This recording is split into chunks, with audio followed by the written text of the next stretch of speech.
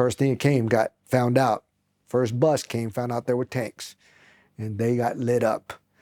Everything else kept trying to come through our lines.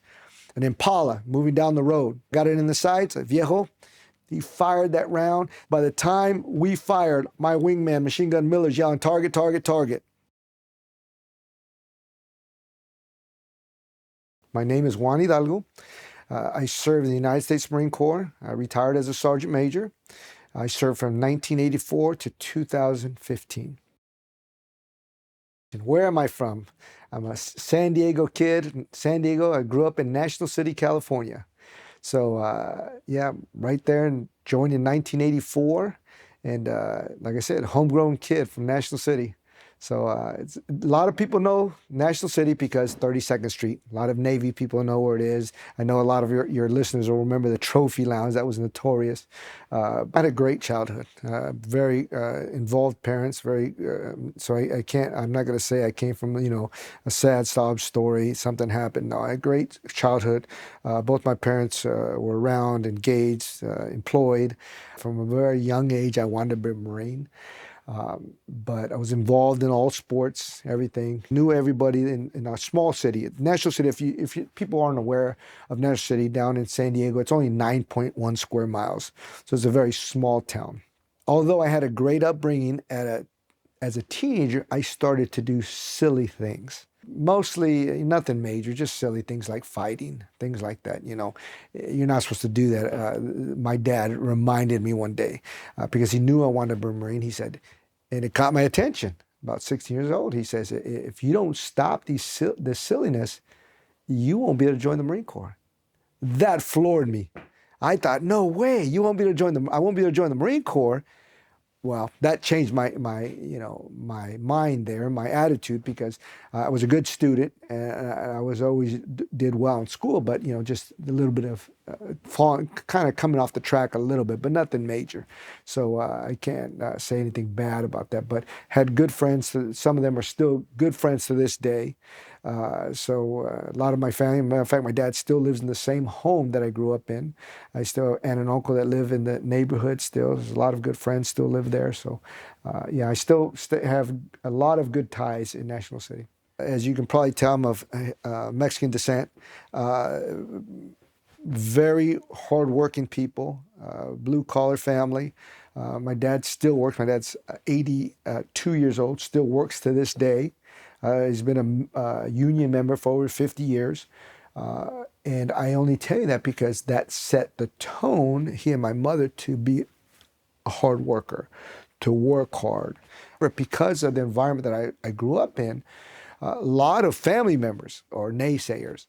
My mother told me to my face when I was a kid, you'll never amount to anything. You're going to end up in jail. You're going to end up, just probably maybe a job. Well, God had bigger plans for me, so I'm glad to say, that's not what happened. But I always give glory to God, because it could have easily been me. Like unfortunately, a lot of my friends, that's the way they went. They ended up in prison, or they're not alive. They're still not with us. So I could have easily been that person, but instead, because of that parental upbringing, and I really attributed this to a father figure, my dad. I believe a father is extremely important, and my dad had, he ruled with an iron fist, and that was good, because a hard-headed person like me needed it. But yeah, I think their example of hard work really paid off. What inspired me to join the military, the Marine Corps, is a wonderful question, and I had a World War II, Korea, Vietnam veteran. A gentleman by the name of Jack Wilkinson lived directly across the street from my childhood home. And as a child, my cousin, who is also a Marine, we would hear his stories, talking about places like Iwo Jima, talking about the Chosin Reservoir, talking about Quezon. And we're hearing these stories like, man, I want to do that. That's what I want to do when I grow up. And Jack always told these stories. I'm like, wow. So about 8 years old, my cousin Joseph and I would go down the recruiters, only around the corner, And we'd go down and say, we want to be Marines. And, the recruiters, they'd say, yeah, kid, come back someday. When a few years, come back. We'd always go around and come back. And when I was 17, I went back. And I said, I want to join. And I remember to this day, my recruiter and I are still friends, Sergeant Major Patrick Mazzella. And he said, okay, and we took the ASVAB and I passed. But that was inspiring to me because I heard that patriotism of another Marine. And I want to do that. I want to serve my country in that capacity. And that's what led me to join the Marine Corps. And I since about 8 years old, and I always wanted to do it. And that was the plan. God had that plan for me. I went into school one day and I told my principal, Brad Humphrey was my principal, and I told him, listen, I want to join the Marine Corps. Brad was a Marine. His dad was a World War II 90-day wonder. And the Humphreys were amazing people, mentors to this day. And he said, really?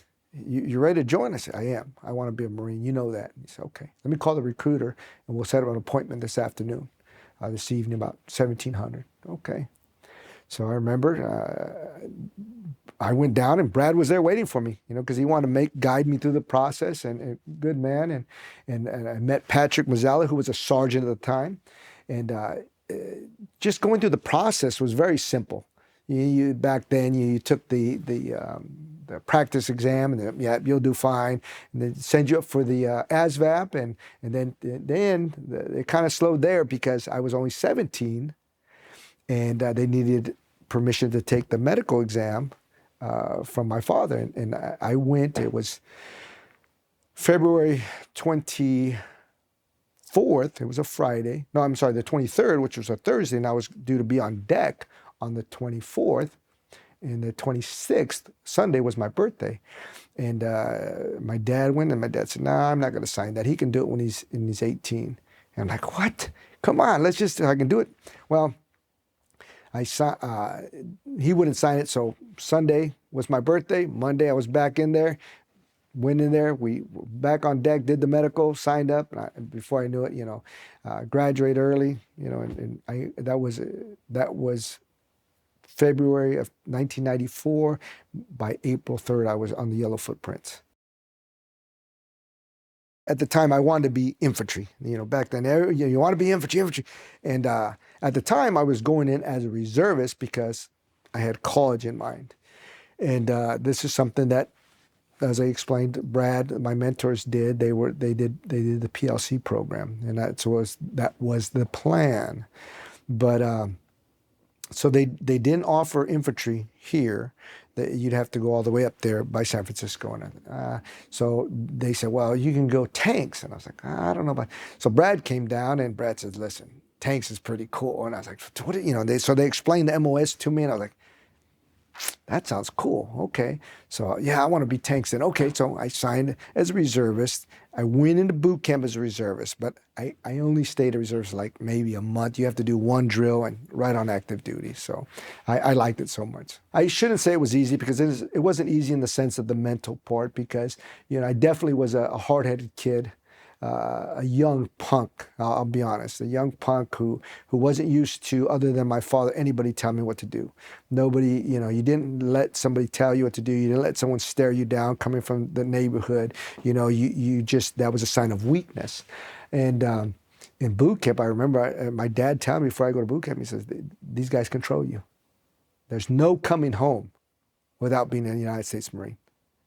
My dad never served, but he remember him telling me the day I left, he told me, there's no coming home unless you're a United States Marine. You're not a quitter. You go and don't care about what they call us, what they call you. You need to do this, don't lose your temper. So that's one thing I had to get under control, was to make sure I didn't act out do something foolish. And I remember one of my drills, Sergeant Walters, he stared me down one day, and I remember he got right in my face, and that's not something you and I are used to coming up in the streets. And I looked down, and I was like, and I felt terrible, but I was like, no. As my dad told me, the law has teeth and it will bite. I had to understand, and it was really character building, because it showed me that he was in a position of authority, and I need to understand that. He was my drill instructor. There was nothing wrong with that. So it made me mature very quickly. So that was the only thing I think that was difficult, because the physical aspect and stuff was very, very simple for me. It was a lot more physical, I think, because later when I became a drill instructor and I went back as a first sergeant to M30, it was completely different. I think one of the things that I really admired was how professional the drill instructors were. I mean, they were hard as nails, but you never saw them sweating. You never saw them lose it. And I'm sure they did. Later when I became a drill instructor, I saw, you went behind closed doors and you lost your temper, but you were calm, cool and collective. Even though you would stress out recruits, you stressed them out. They didn't stress you out. So it was very demanding in that sense. I think we still put out a good product today. I'm not going to say we don't. I think it's just different. The eras are different, that's all. I joined as a reservist, but I right away I went active right away. And so I checked in the 1st Tank Battalion. And 1st Tank Battalion was, that's where I broke my teeth, if you will. That's where, I was driving up here today and I can see Las Flores there. And that's like my alma mater. You go by there, that's home. You grew up there. And it was really good because tankers are a unique bunch. Very, very close. As Marines, we're already close. But tankers in general are extremely close. And it is a brotherhood. It is a family. You don't know a lot when you first get there, but your desire is to know all that you can about that tank and to become a master of what we call the Iron Monster. So you had, at the time, there was a lot of Vietnam veterans. There were still a few, I shouldn't say a lot, there were a few that were the duty experts. And they could share Vietnam stories with us. And, you kind of just listen to those guys. And, I have several like Top Graham, Jim Graham. He was a gunny when I was a corporal. And this guy, he would tell us, what happened in Vietnam and how to employ the tank correctly and how we could make sure the tank was. So that family became very tight-knit. And like I said, to this day, I just talked to Jim Graham, retired Master Gunnery Sergeant. I just talked to him last week. We still stay in touch. Many of us stay a very close family there. So that was a good point of joining that unit, my first company. The company motto still sticks with me today: hard times make hard folks. We worked hard, we played hard, but it's going to make you a better person. And just sticking with those things, it really helped the rest of my career. It really did. Every unit I was in after that was a piece of cake. Back then it's a little different than today. Back then you had what we called tanker's qual. It was accepted back then. There was just things that you did that were. There was nothing that was crazy. There was nothing that was belittling. It was things that was just kind of just. It was a little bit of an initiation, but nowhere did people, it wasn't where people would hurt you. It wasn't something where people went overboard. It was something that was just, it wasn't a rite of passage. Boot camp is a rite of passage, but it was just little things. And like I said, messing up your cover, sledge qual, things like that, tanker qual is what we called it back then. But it was all fun and nothing was done malicious. Well, there's different variations of it, but like I said, it was just a basic welcoming, if you will, to the Brotherhood. And it was nothing like malicious. It was just a lot of fun, basically. I have a total of 10 deployments. Total 10 deployments, 4 combat deployments. I've been blessed to serve with a lot of outstanding men. Like I said, the Brotherhood is like none other. In tanks and out of tanks, I was able to serve with a lot of phenomenal Marines. Just a lot. And I couldn't list them all because there's several that are out there. Many great mentors. Master Gunnery Sergeant Frank Cordero. That guy just popped in my head right now because he mentored me when I was a young staff sergeant and really helped my career because he gave me a piece of advice that stuck with me all the way till I retired. Guys like that, Marines like that, again, we're friends to this day. And in Tank, sometimes we're brothers. We fight too. Sometimes we don't always get along, but it's a brotherhood that sometimes we all respect that. But we all understand that we're brothers. The things that comes to mind is the fact that being able to lead these Marines and being able to serve, and I think that's one of the things that we need to remember as leaders is always being that servant leader. Many of the great people that that flash through my mind when I think about great leaders, and many of that I know that I could tell your audience right now, and they would know who they are right on. And I've been blessed to serve with them. Most of them are servant leaders. They understand not just the phrase or it's the catchphrase, but it's actual serving others. And one of the ways that servant leaders, one of the things that they do is they don't give up on people. It's easy to have what we call leadership by transfer, but we need to hang in there and go the extra mile, even when people give up on themselves. Getting people, Marines especially in this case, to come to their potential, even if they don't realize it. And as I was sharing with you, one of the Marines, and I had permission to use his name. He shared. I've told it before without his name, and we were talking recently. He says, "No, Sergeant Major, you can use my name anytime you want." I said, "Okay," because I never wanted to embarrass him. But we were on the road to Baghdad in 2003.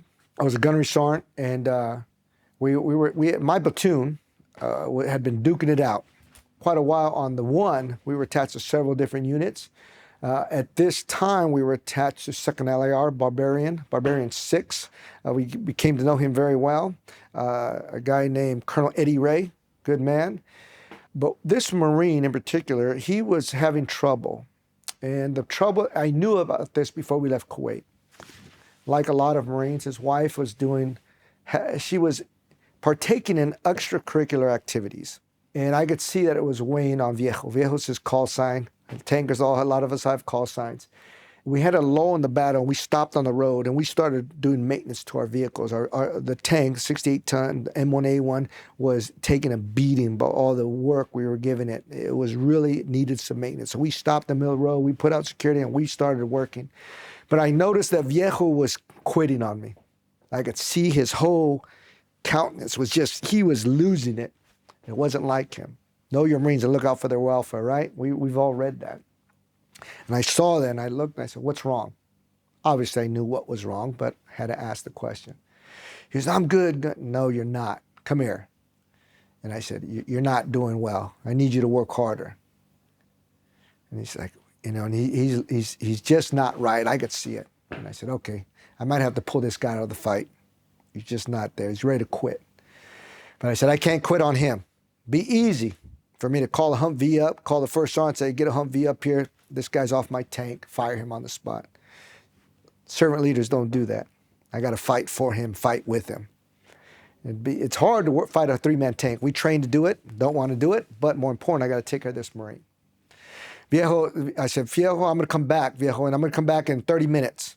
I got to go do some other things down here, talk to these other platoons, get some parts. I need you to fight." He was so distraught, I took his weapon. "Clear your weapon." Cleared it, I took it away because I didn't know where I felt his mind was not in the game right now. So get him back to work. I call the lieutenant, tell him, "Hey, come here. This is what's happening today." Just let him know what's going on. Come back 30 minutes later, he's still really not in the fight. Then I start telling him, "I'm getting ready to fire you right now. I'm going to call Humvee up. Are you quitting on yourself? You're quitting on me. You're quitting on your team. You're quitting on the platoon. What's going on? You got to remember, one day you're going to be bouncing your grandchild on your knee. You're going to be telling him about OIF. What are you going to tell him? I'll be back in 10 minutes. You better decide what you want to do." Same time, I'm stressing because I'm like, I don't want to break this guy, but I need him in the fight. Can't give up on him. Don't want to quit on him. That's what leaders do. You bring out the best in people. So I come back and, "Viejo, what's going on? What's going on? Are you feeling better?" Still says, "No, I'm not." Yeah, I know he's ready to quit. I said, "Listen, now I got to turn it on. I'll get a sat phone right now. Let's call your dad. Let's see what your dad has to say about you quitting. What about Sean? What's Sean going to say about his dad? That's his son. He starts crying. Don't talk about my dad, Gunny. Please don't talk about Sean. Please don't talk about... I said, well, I'm going to give you 5 more minutes. I'll be back. Go around the tank. I'm contemplating what I'm going to do because I don't want to quit on him. Don't want him to quit on himself. Come back, different Marine is standing there. Gunny, I'm ready to get back in the fight. Give my weapon back. I'm ready to go. I'm not going to quit on you. I won't quit on you. I'll do great things for you. Viejo, do I have your word? Because I'll fire you right now. I don't have time for this. We're fighting. We're in a combat situation right now. What are you going to do? Gunny, I give you my word. Give him his weapon. He's back in the fight. Now, some might think that's the end of it. I got to tell you how I really know that was the end of it. He did great things. Viejo stepped it up. Never had a doubt after that day. Viejo was in the fight, doing great. We were slugging it out. He was doing great things. One night, we're on the north side of Nasiriyah. We all know what happens there. You know, what had happened, everybody, they had got a lot of issues happened there. We were just north side with Barbarian 6. We set up a defense, and we were fighting all night. And they kept trying to infiltrate our line all night. 4 tanks, you have infantry, you have LAR, everybody's there. They thought they knew all that we had because they kept doing recon by fire. They kept setting up pop-ups, and everyone was firing, but I had my tanks hold fast because we owned the night. We had our thermals, could not pick anything up. We pick up anything from 7 to 12.5 microns of heat. We saw nothing, so we never fired a round. So here they come in the middle of the night, and they don't know you have 4 tanks there. First thing that came, got found out. First bus came, found out there were tanks. And they got lit up. Everything else kept trying to come through our lines. And at one point, because all we heard all night, you know, tanks are running. Contact front, contact front. We're fighting all night. And at one point, there's an Impala moving down the road, moving quick towards us, trying to come through our lines. And he's moving quick on and off the road. Viejo and I, he's got it. I got it in the sights. Viejo, give him a fire command. He sees it. I can tell you, it was at 1,600 meters when I gave the command to fire. Only 0.5 millirants was in the reticle. He fired that round. That round flies at 1,640 meters per second.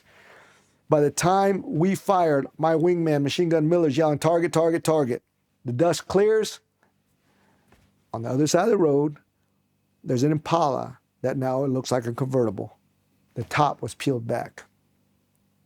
Viejo took that shot at 1,600 meters and did great things. I was honored to put him in for a Navy achievement with V, and he most certainly got it. The moral of that story is we never give up on our Marines. You find a way. You figure out their core. You do what you have to do to keep them in the fight. It's not always easy, and I wasn't so sure he was going to stay. I almost thought he was going to quit on himself, but we keep him in the fight because they will do great things for us. They always will. Those are the kind of Marines. That's just one example, but those are the kind of Marines I've been blessed to serve with. You know, again, like you said, we could be here all day because I could tell you stories upon stories about the wonderful and outstanding Marines that I have been able to serve with. And I tell people all the time, people have often asked me, what did you do in the Marine Corps? Myself excluded, because I'm not talking about self. This isn't about me. I often tell them, I was able for almost 32 years to walk amongst American heroes. Those many Marines, and you know a lot of them, and I serve with all branches, and I serve with many American heroes. I walked amongst them, and they're awesome. They're still out there. A lot of them are still serving today. That's what I was blessed to do. The experience of moving to Baghdad, and many people that are watching, I'm sure they were there as well. And it's interesting because there's an idea that 2 people see it differently that are on the same firing line. I saw it, and my Marines saw it. It was so fast-paced. We were moving. We were there was no slowing down. It was a fight, moving all day, fighting all day, setting the D at night, and we'd fight at night. And it was just so fast-paced, looking for fuel constantly. I mean, our tanks run through fuel, and when you're detached from your unit, you have other people that are bringing you fuel. And you're, no, I need more. That 5-gallon jug does not help a tank at all. So it was fast paced. It was moving. We took. It was very eye-opening because we knew we were there for the right reason. In 2003, not even 10 minutes crossing. We crossed on the west side of the Saffron Hill, and not even 10 minutes on dirt roads, we saw people out with white flags welcoming us into the country, asking, just so glad we were there, smiling, throwing us kisses, throwing flowers on our tanks. It was a heck of an experience. I think it's something that you can never forget. I share with a lot of Marines today, especially young Marines that work on and train to sleep deprivation. I've never been more tired in my life, but that's why we train that way, because you will go through events when you are extremely tired. You start to, it starts to hit your body. And you go over 3 days without sleep, it starts to hit you. And Marines are awesome. That's one of the talking points that I love to tell Marines. Work to that. I had went probably about, from the day we crossed, probably about 3 or 4 days without sleep. I have it in my exact days in my notes. But I remember we got to a point where we needed fuel, and we were still attached. We went attached back to our company, and we sat on the road. And we waited for fuel, and my Marines were tired. Get some sleep. I said, Gunny, you need to get some sleep. Be quiet. I'm good. And I remember sitting up there eating. I hate sunflower seeds now, but I remember eating sunflower seeds to stay awake. They were getting some rest. They needed rest. Fuel comes. As soon as we get fuel, we take off again. We're moving. A couple of days go by, and now we're pulling into, right before we hit Nasiriyah, I was dead now. I know I was dead. And same guys, my crew, my Marines, and I remember telling Viejo, I said, put me on the fire watch, because he was like, Gunny, we're not going to put you on the fire watch tonight, because, what do you mean? We're all freaking part of this. You put me on the fire watch too. Well, in the morning, they're sounding reveille, and we already hear BBC, people had their wind-up radios at the time, and they're saying, what had happened in Nasiriyah, okay, we're going to move. I freaked out. I remember. I was like, what the heck? I don't remember getting up for fire watch. Now I'm mad at myself. I'm ready to turn myself in because I don't know if I missed what happened. Did somebody wake me? I yell for Viejo, get your butt over here. What time was I on? God bless him. These Marines are tough Marines. Gunny, don't be mad at me. What? What time was I on? Gunny, we knew that you were tired. You've been making sure we slept. We kept you off it so you can get some rest. Man, I was like, and I was relieved at one point because I didn't have to turn myself in for failing. But at the same time, I had to yell at Viejo, don't you ever do that again. Now get away from me. He went running away, but I was happy because I'm like, they're just looking. The brotherhood I was telling you about. Everyone takes care of each other. They were looking out for me, and because they said I took care of them. But we do that. That's what Marines do, right? It doesn't matter what rank. We take care of each other, regardless of rank. My nickname is El Jefe. Okay, it's funny because some sergeants, some Marines don't even know what my real name is. I think they think that's my name. The reason people knew about it was because in order to put your name on your gun tube or a name on the gun tube, you must qualify. If you don't have a name on your gun tube, typically you haven't qualified or you went on. So we got to Iraq and Kuwait, and we got ready to roll, and we had all qualified. And my Marines, let's put Gunny's name on the tank, El Jefe on my tank. So everybody had Pale Rider. We had, in my platoon, Pale Rider, got oil, and the big payback with the tanks, my tanks. But it was interesting. As I got that from many years ago. One of my Marines in my company, my platoon, as a matter of fact, he's from up here in Orange County. And he tells me, you know what? We need to start calling you El Jefe. And this Caucasian kid, Rice, his nickname is Flight Lice. We joke with his name. And I said, Rice, what the heck? How do you know what that means? He goes, Gunny, I'm from California. Of course I know what that means. Okay. So he gave me that nickname. The Marines all, yep, we need to call Gunny that. Well, I was staff sometime, and yeah, we need, because he just, the way he is and stuff. So it stuck, and the rest of my career it's been around me. The reason they connect is, like I said, it's on the bore evacuator on the gun tube. And what happens is you're going through downtown Baghdad, or we're going all over through Iraq. People started to know who it was, because I'd go in meetings with different units. As I said, people, hey, we need tanks over here, we need tanks over here. So my platoon would be tasked down.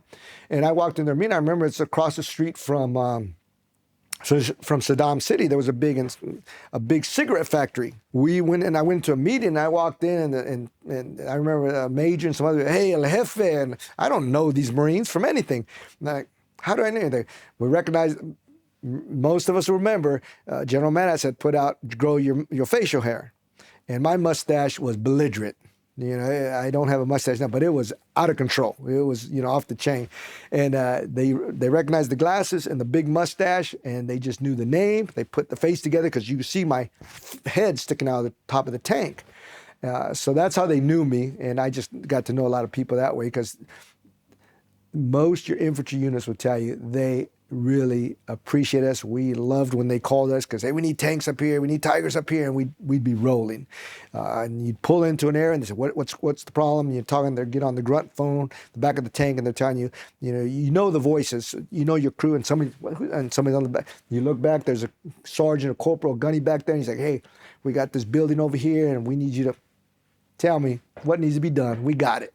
We go up there, take it out, and all is good. So they come to know us that way. And I hope any of my Marines that see this won't feel left out. But I remember one, we are, like I said, my platoon really saw a lot of stuff there, and we were duking it out. I got a wingman, like Machine Gun Miller's on my left. He's in my 3 tank, and I'm in the 4 tank. And we were slugging it out over here, and he calls me. And usually what we'll do is, if somebody has to reload the 50, you have to expose yourself to do this. So the other tank, your wingman, if the other section is fighting in a different area, which my Alpha section was fighting in a different section, we were fighting over here, if you will, to the west side of the road. He lets me know, hey, Jefe, I need to reload. Roger. So I start firing. But I'm firing, but at the same time, I'm engaged doing something else. So he says, okay, hold on. So the back and forth talk, the crosstalk is, wait, Juan, give me a second. I'm trying to get over to your pause. We're doing something. Well, as I look, because I can see out of my vision blocks, and I pop my head and I look, I see Diaz, his loader, Chris Diaz, who's up here from Los Angeles. Chris Diaz jumps up on top of the tank with his 9mm, didn't even grab the M16, and grabs 9mm, because they have some Iraqis coming towards him. He's jumping up, firing with his 9mm, allowing Machine Gun Miller to jump up and reload his 50. And I'm like, what? So I'm already, at the same time we're reloading, and we're swinging around to get over there to support them, and we can see what Diaz is doing. And see, Diaz, I mean, this is young, at the time, Diaz, if I remember correctly, he's only about 19 years old. He fully exposed himself with a 9mm, so that his tank commander could reload, because we were engaged. But by the time we got over there, we were already clear. And you hear him lay down on the 50 again. He's back in the fight. Again, you hear what I'm talking about these great Americans. That type of bravery is not uncommon, and you're just hearing one platoon sergeant in tanks, and you can hear many, whether it's infantry, LAR, tanks, and you can hear so many stories about young Marines doing things like that and stepping up. That's why I'm telling you that I'm blessed to be able to have walked among modern day heroes. Never minimize what you did. I always catch Marines that say, you weren't just anything, you were a United States Marine, and you are a United States Marine. You were not just a corporal. You were a corporal Marines. Many great men wore the rank of corporal and never came home. You, my friend, are a United States Marine, and you should be darn proud of it. And I know you are. How do you combat misinformation? You combat that by keep your Marines informed. You know it, they know it. There's some things that obviously you can't because of intel, but what you can share with them, you let them know what you can, as much as you can. A lot of people, it's part of leadership. Keep them informed. Let them know what's going on as much as you can. You know, I will share with you that many people say that they didn't find weapons of mass destruction. I beg to differ. That one night, that exact night that I told you about earlier, when we were slugging it out all night and we hit the bus, we hit several vehicles, truck, I remember, and I have pictures a lot. I wrote notes in the morning when the sun started coming up, because we were just watching all night. All of a sudden, next to the bus, there was piles of bodies. I don't have pictures of it. I didn't take pictures of it. I took, my Marines did, but I didn't. They said, you don't want pictures? I got pictures of it right here. In the morning, and remember the infantry's all there, we had concertina wire across the road, far out, give us standoff. In the morning when the sun started, bodies started getting up. And the infantry runs out there to secure, and what we found via interpreters, the Terps told us that many of them laid in the dead piles of bodies because they were afraid to get up. They saw what was happening. If they got up, and we believed in that, no better friend, no worse enemy. If you're going to keep fighting with us, we're going to take you out. They started walking towards us. Our guys take them, they bring them, make them EPWs. We started checking there, and I tell the lieutenant, get off the tank, let's go assess the battlefield damage. I wanted to go see that. I wanted to go see all of it, but I wanted to go see especially that Impala. Okay, so we go down there and we're looking, and we're now, remember, 1,600 meters. We're way out there. Went to see more because there was trucks out there. I remember that we hit 1,800 meters. So we're assessing, and all of a sudden it gets quiet. And I look back, everybody's masked up. Gassing, I'm hearing them gassing. Lieutenant and I throw our mask on. What the heck? When we get back, they had found in the pile, in amongst those EPWs, box of blister agent, vials of blister agent.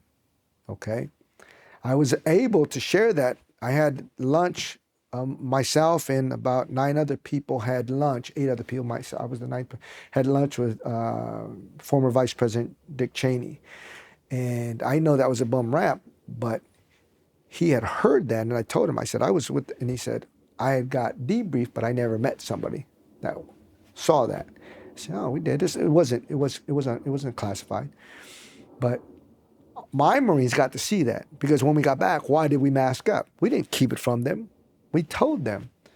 They found vials of blister agent. It was all cleared, of course, but can you imagine what that blister agent could have done? Okay, so we shared with our Marines. We told them, so they all knew on the rest of the push to Baghdad that we were there. Well, they knew when we crossed, we were doing the right thing. We knew we were doing the right thing. So just keeping them informed, and what you know, you share if you can. There's some things, obviously, because of security, you can't, but what you can, you do. Keep them informed. Well, mine were all in Iraq, and my last one was part when I was the MEU Sergeant. I was a MEU Sergeant Major, 13th Marine Expeditionary Unit, and we were in CENTCOM area, which is all Iraq, all that area, Goa, so we took care of that area. So that was my last combat deployment. I almost finished up there, but my slate position was I had Joint Task Force Guantanamo Bay, Cuba. So it was a great career. Blessed to have such a good career. I enjoy talking about my Marines. I really do. And you talk about my second combat deployment. I had a truck company. Way different for me. Now I'm a first sergeant and I have a truck company, and we are outside of Al-Assad, coming back from Ramadi. We found IEDs. Our lead vehicle found IEDs, and so my training kicks in. I tell everybody, get out, put security. Excuse me. My commander and I had left Twentynine Palms and picked up our company out of TSB. Now we know the Marines, but when we left Camp Pendleton to fly out, we didn't know the Marines. We didn't. I'm on tarmac saying, "What's your name?" Getting to know them, and they get on the plane. We got to know them very well, but As we found this IED, everyone's putting security out. So I pick up my binos and I start searching the area. This particular story is about two great Marines. But I see what's off in the distance. I can see some heads. So we know the TTPs of the enemy at the time would be to observe where IEDs were, and then they would detonate from a different location. So I went to the commander right away and said, listen, I'm putting together a freaking quick reaction team and we're going to go out and do it. He goes, oh, okay. So I grabbed the two drivers from the lead vehicles, my vehicle and another vehicle. It's Via and Audette. Okay, Via and Audette. And I said, come here. Just do what I say when I say. You understand? You guys. And they're young men at the time. I remember they were both about 18 years old. Good men. And the looks on their faces. They're putting their lives in my hands. I said, let's go. You understand? We don't know we're going to get out there. It's probably about 200 meters, 300 meters away. We're going to go down there and we're going to find out what's there. They did exactly. Lock, load, got your weapons, got everything. Okay, let's go. We ran down, searched it out. We found there were some young but military age kids back there behind a cow. The cow they had laid down, and they were behind it, and they were so young. We get out, go, and but I'm still to this day so proud of those two young Marines because they didn't know what they were getting into. They did exactly what they were told, how they were told. They didn't know what was going to happen over there. Both of them were, like I said, they stay in touch today. But both of them, that day I've been back to the command. We're putting them in full wars. Those guys are phenomenal. They did so great. They have no reason. They barely knew me. They don't have to trust me. So, again, my point is I love to talk about the phenomenal job that young Marines will do. What do we do to really help with PTSD and just really dealing with post-combat deployment? I think one of the things that helps is that we need to be there for one another. And I'm not talking about just lip service. We need to be able to, because what we've done is we have that brotherhood. Okay, you're so tight-knit when you're deployed. Then you come home and everybody goes to the winds. Guys get out. Marines get out. They decide to exit the Marine Corps. They transfer. But they need that tightness. And that's where they really need to be able to call each other, talk to each other, be there for one another. That's what I've seen works. I know I've had Marines call me in the middle of the night and, on alcohol and hold on, let's talk tomorrow when you're sober. Listen to them for a little while. Okay, then we talk. But it's really, really fulfilling the motto of Semper Fidelis. It's not a catchphrase. We really need to not only say it, but mean it. Hey, how can I help you, Marine? Male, female, MOS doesn't matter. Marine. Are we there for each other? And not just our Marine Corps, but all branches. We really need to be there. And in the past, I know we started doing things like nobody would break up units without at least 90 days from post-deployment, things like that. Those started, but there's ones that fall in the cracks. And we need to be cognizant of that and make sure that doesn't happen. And that's where that true leadership, knowing your Marines, looking out for their welfare. What's going on? Know the difference when somebody's not acting correct. They're acting a little different. They're acting off. What's going on? Today there seems to be an idea that, that's their personal business. No, there's really no such thing. There is, but there isn't. Your personal business is my business because you're my Marine. You're somebody I care about. I need to look out for you. And yes, can somebody get annoyed that you're maybe overstepping? Probably. But if you're doing it for the right reason and not just being lazy, I'm not saying anybody is, but that's their business. Staying engaged in them. Know who they are. Part of leadership is knowing them. Like I said, I keep saying that. Know your Marines, look up their work. Do you know who their wife is? Do you know who their Marine? Do you know who their families? Do you know their children's names? You know, when I was a young sergeant, a good friend of mine, Mike Mummy, taught me that. What's his wife's name? What's his kid's name? And I didn't know. And I took it upon myself to really start getting to know those things. Know who his wife is, know what she does for a living, know what the kids do, know that his kid has a softball game that he has to leave for at 1500. You know, those little things are going to matter. So when we do those things to help alleviate and really deal with things like PTSD, it's gonna make a world of difference. Leadership is a big factor there. Back in 2014, I was the Joint Task Force Sergeant Major of Guantanamo Bay, Cuba. And this is a joint task force. So you have every branch there. You have a regiment of Army MPs that work for us. The command deck is Admiral, General, myself, okay?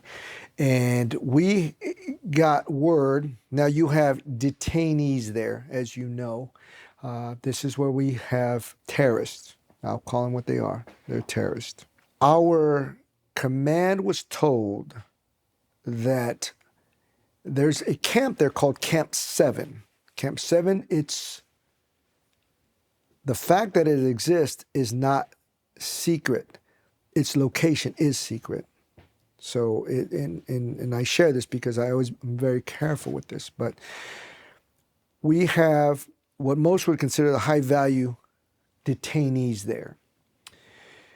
Via their lawyers, KSM, okay, mastermind of the 9/11 terrorist attack, made it so that all of a sudden it was ordered that our female guard force could not do their job. We just took a step back into the 1950s, if not further. Female military service personnel could not do their job because they were females. Well, here's where the good leadership comes in. The 4-star could have made a phone call, could have sent an email, could have did a video conference. Instead, he gets on a plane, and I have an immense amount of respect for him. And this isn't bad, so I'm sure I can share his name. General John Kelly, good man, phenomenal leader, by the way. He gets on a plane, leaves Florida, Southcom, and comes down to talk to these 15 soldiers, Army soldiers, female Army soldiers. And I'm privy to the conversation, and I won't go into full detail, but he looks at each one of them and apologizes to them and tells them he's the general and he apologized because they were under this order, that we were under this order. But he assured them our legal team was hard at work on it. Think of the leadership there, the servant leadership there. As I said, he could have sent a text, he could have sent an email, he could have sent a representative. He got on a plane and went down there to face look at these 15 young, they were all very young, soldiers, and tell them, I apologize. The buck stops here. We're going to get this fixed. That's a wonderful example of servant leadership. I'm a big fan. He's a good friend. He's a good man. And I have an immense amount of respect for him. Within less than a week, they were again doing their job. That's a wonderful example of servant leadership and how we go to work for our people. And I remember he telling the Admiral and I, we're gonna get this fixed. We will get this fixed ASAP. You know, and one of the other things, he didn't come there for anything else. He didn't come there to talk to me and the Admiral. I'm here for them. And he right in and talked to them. And really, really, like I said, that's a wonderful example of servant leadership, a good leader. You know, I love this country. I love the Corps. But you got to know when it's time to go home. You know, it's everybody goes home at some time. And you just got to know when it's time. You know, I was blessed to, you know, most of us only go to 30. The Sergeant Major of the Marine Corps called me and say, would you stay an extra year? Absolutely. Would you stay a little bit over? Because I was already over, I went over into 31 and almost 32.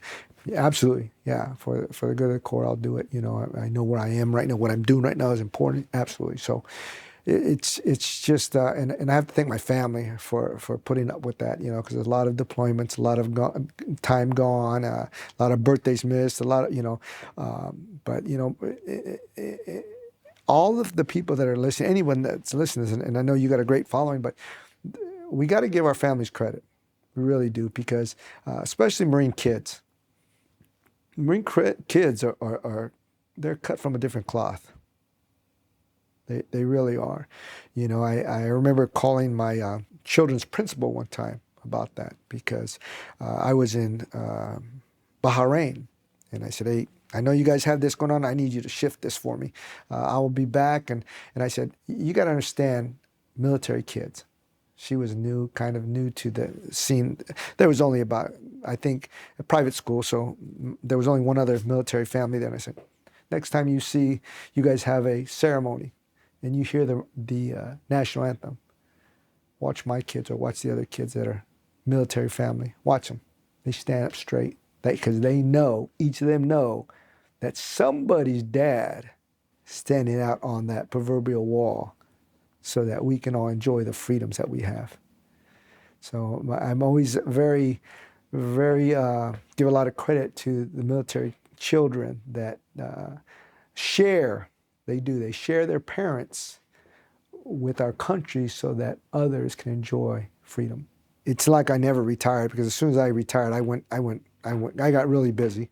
I mean, I retired 1 month, the next month I was full swing, just completely busy and stuff, and just my days were 20-hour days, so I just stayed busy. And I think that's part of the key, because as Marines, especially, or military in general, we're used to going about 100 miles an hour. It's very difficult for some to transition, because now all of a sudden they slow down considerably. So everybody needs that little break time, at least, to catch their breath. But then I think the key might be to stay busy, to stay engaged, whatever it is that we do. And a lot of people have to find their niche, whatever that is. But I think, in my opinion, that's what helped me, because I just stayed engaged. I was so very busy with my community and doing things, and it helped me. It's like I said, it's like I didn't even retire. I was so busy. I was still on sergeant major hours. How does someone relate to the fact that they never saw combat, and should they feel perhaps marginalized because of it? Well, I share with them all the time, please don't. Less than 3% of Americans ever wear the cloth. If you served, God bless you, you should be proud of that. Don't let go of that. It's just timing is what it is quite often. We must remember that it's not about, it makes you no less of a service member if you didn't have the opportunity to serve in combat. You are still a military veteran. You served your country proudly, and you should and you must be proud of that. I often use the analogy that everybody doesn't go to the Super Bowl. We train for it. We plan for it. We work for it. Everybody doesn't get in the Super Bowl every year. That doesn't mean that you didn't play in the NFL. Same thing is true here. You are just as much a veteran. You just had a different experience. I'm always very skeptical of people that attempt to, because there are those that have served in combat that work to marginalize those that haven't. During Desert Storm, I was a sergeant on the drill field, MCRD San Diego, and I was so angry. I was in a MOS that really was needed. Tanks was a big part of that, and I sat on the drill field. And I was doing everything I could to try to get off, and the monitor, they all said, you're a drill instructor, that's it right now. It's the way it is. And other guys come in, they're in 6 months, and they see combat. A lot of it's about timing. So I always tell them, don't look down upon anybody. I know several, I have many good friends that didn't see combat. They spent 30 years in. Now, of course, you have the ones that did everything to dodge deployments. That's different. Okay, I'm not talking about those. I'm talking about the Marine Corps told you you're going here, you're going here. You did what the Corps had you do. That's all there is to it. It's always the needs of the Corps, not the needs of you and I. I'm involved in a lot of things. So things like this, veteran organizations will call me, ask me, hey, will I come speak, do speaking engagements? Will I come help? I was speaking to a lady around Christmas time about, she's in Michigan. They have a military organization there. They want me to help them. I have a passion for helping other vets.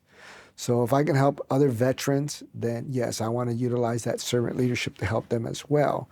I remain engaged in my community in San Diego. I have been involved in politics. That's one of the questions I get almost every day. And if there's any consideration to run again, I probably will, because I'm still relatively young. I still got a lot of gas in the tank, so we'll see. I always say whatever the Lord will lead me, that's what I'll do, But the main thing is, and I like to tell people, I use this term quite often, I'm here to serve. So in whatever capacity the Lord will use me, I will serve in that manner. And sometimes it's just something as simple as, we think it's simple because you talked about earlier, like suicide. It just comes to mind when you said that, but I had a call one day when a Marine says, a soldier called me. I was in Imperial Valley and says, hey, I got this Marine on the line. Well, I don't have him on the line, but I like to get him on the line because he's talking about hurting himself. I don't know this. I don't know him from anything. He tells me he served as a corporal. If I remember correctly, he was infantry. And I said, okay, well, get him on the line for me, please. Gets him on the line. And sometimes, back to us, just talking to another Marine, that's all it takes, because I talk to him. I say, hey, listen, I don't, my name's Juan, but he's like, this Sergeant Major. Okay, hey, yeah, good, fine. But let's talk. What's going on? And this guy, I think, in my opinion, he just wanted to talk to another Marine. It brought him back home. It let him settle down. And I said, okay, listen, I heard you're going to hurt yourself, that you're talking about hurting yourself. We don't do that, Marine. You know that we don't do that. That's not the way we go out. So, yeah, you're right, Sergeant, you're right. And he was all pumped up. And I was all right. They got your word? I learned this from family, obviously, a long time ago, in the psych people, okay? So I'm not making this stuff up. So I'd always ask them, do I have your word? You're not going to hurt yourself. Because one thing about us Marines, most of us keep our word. We don't break our word for anything. You might get beat up, you might get knocked down, but you're not going to break your word. You have your word, you're not going to do anything. You're not going to hurt yourself. You're not going to hurt anybody else. You're good. I'm good, Sergeant Major. Because we talked about some strategies and some things he could do and get back to work and da-da-da. He said, yeah, I'm okay. I need you to call. Next Friday, you'll call me back. If you want to call between, fine. Call me back the next week. He was on track. He stayed in touch since. He's on track. He's never even thought about doing anything like that again. So my point in bringing that up is the fact that whatever you can do to help others, friggin' help each other just by being a phone call. Somewhere, there's a Marine that probably needs some help somewhere. He or she needs to be able to pick up the phone and call somebody. For some reason, sometimes they don't want to call the VA hotline. They don't want to call, okay. Sometimes it's just talking to one of your brothers, someone to listen. That's it. So if we can do that for each other, then we should be able to do that for one another. Yeah, if I can help you in any way, or I can help anyone out there, please, I'm here to serve and come out, speak, motivate, talk to Marines. I'm always about it.